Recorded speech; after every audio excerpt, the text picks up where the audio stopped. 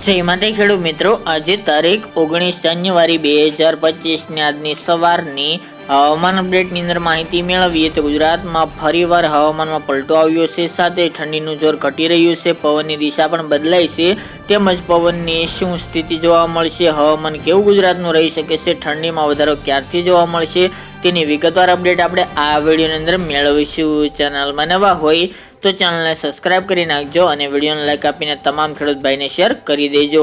હાલ તો મિત્રો તહેવારો પૂર્ણ થઈ ગયા છે, પરંતુ ગુજરાતના હવામાનમાં એકંદરે પલટો જોવા મળી રહ્યો છે. હજુ પણ ગુજરાતમાં આગામી દિવસ હજુ 2-3 દિવસ દરમિયાન ઊંચા હાઈ લેવલના વાદળો જોવા મળી શકે છે.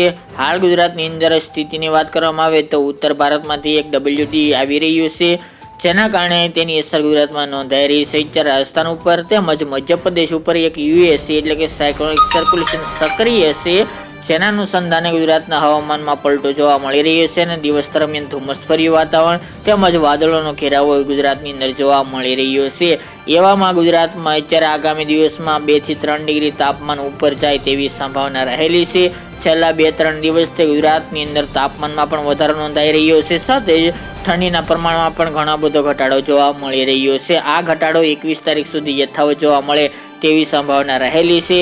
ત્યારબાદ ફરી પાછું ઠંડીનું જોર વધી શકે છે, પરંતુ મિત્રો અત્યારે અમુક વિસ્તારો જેમાં કે આબુ છે, નલિયા, જે કચ્છના ભાગો, ઉત્તરના ભાગોની અંદર હજુ પણ તાપમાન સિંગલ ડિજિટમાં નોંધાઈ રહ્યું છે, ત્યાં હજુ કડકડતી ઠંડી યથાવત જોવા મળી રહી છે. જ્યારે મધ્ય પૂર્વના ભાગો હોય, દક્ષિણના ભાગો હોય અને સૌરાષ્ટ્રના ભાગોની અંદર અત્યારે હાલ તો તાપમાન વધુ જોવા મળી રહ્યું છે, જેના કારણે ઠંડીમાં મહદઅંશે ઘણો બધો ઘટાડો જોવા મળી રહ્યો છે.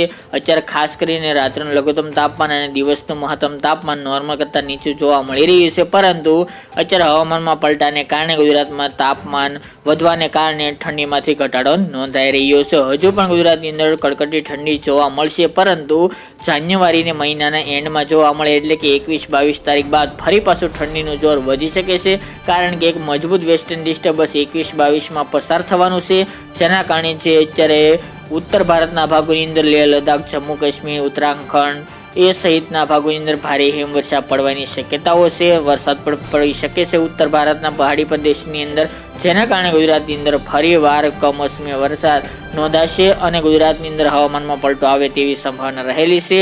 આ સાથે જ મિત્રો ગુજરાતનું હવામાન બદલાશે, તેની સાથે ઠંડીમાં પણ વધારો થાય તેવી સંભાવના રહેલી છે. અત્યારે ગુજરાતની અંદર આપણે પહેલાં જણાવ્યું હતું કે 2 દિવસ દરમિયાન પવનની ઝડપ જોવા મળશે, તે મુજબ પવનો જોવા મળ્યા હતા. ત્યારબાદ પવનની સ્થિતિ એટલે કે ઝડપ ગઈકાલના રોજથી ઘટી છે, તેમજ આગામી દિવસમાં હજુ પણ પવનની સામાન્ય કેટેગરીમાં 10-15 આસપાસ પવન પહોંચે તેવી સંભાવના રહેલી છે. આગામી દિવસોની અંદર ઝાકળ વરસાદના પ્રમાણમાં પણ ઘટાડો થાય તેવી સંભાવના રહેલી છે. ત્યારે વહેલી સવારે સૌરાષ્ટ્રના ભાગો, કચ્છના ભાગો અને ઉત્તરના ભાગોની અંદર વહેલી સવારે ઝાકળનું પ્રમાણ જોવા મળ્યું હતું, પરંતુ આગામી 2 દિવસ બાદથી ઝાકળ વરસાદની અંદર પણ ઘટાડો થાય તેવી શક્યતા રહેલી છે. ત્યારે ગુજરાતની અંદર વાત કરવામાં આવે તો સરેરાશ તાપમાન રાત્રિનું લઘુત્તમ 10-11 આસપાસ નોંધાઈ રહ્યું છે. ઘણા ભાગોની અંદર સિંગલ ડિજિટમાં તાપમાન નોંધાઈ રહ્યું છે. બપોરનું તાપમાન પણ અત્યારે મિત્રો ખાસ કરીને 25 ડિગ્રી ઉપર તેમજ આસપાસ નોંધાઈ રહ્યું છે. હજુ પણ તાપમાનમાં 1 થી 2 ડિગ્રીનો વધારો જોવા મળી શકે છે, બાકી કોઈ મોટો વધારો થવાની સંભાવના નથી. એ પણ 2-3 દિવસ જોવા મળશે, બાકી ફરી પાછું તાપમાન નીચું જોવા મળશે. તેની સાથે મિત્રો ફેબ્રુઆરી દરમિયાન પણ ગુજરાતની અંદર સારી એવી ઠંડી જોવા મળશે. ગયા વર્ષની સરખામણી 2025માં ફેબ્રુઆરી મહિના દરમિયાન સારી એવી ઠંડી જોવા મળી શકે છે, આખો મહિનો જોવા મળે તેવી સંભાવના રહેલી છે. તેમજ મિત્રો આ વર્ષે જે કસરૂપી વાદળો થવા જોઈએ તે મુજબના થવા જોવા મળ્યા નથી. એના અનુસંધાને 2025નું ચોમાસું કેવું રહેશે તેનું પણ અનુમાન આપણે આગામી દિવસમાં જણાવીશું. બાકી મિત્રો આ ત્યાંની વહેલી સવારની અપડેટ. ફરી એક નવા વિડીયો સાથે મળીશું. આજ માટે આટલું જ.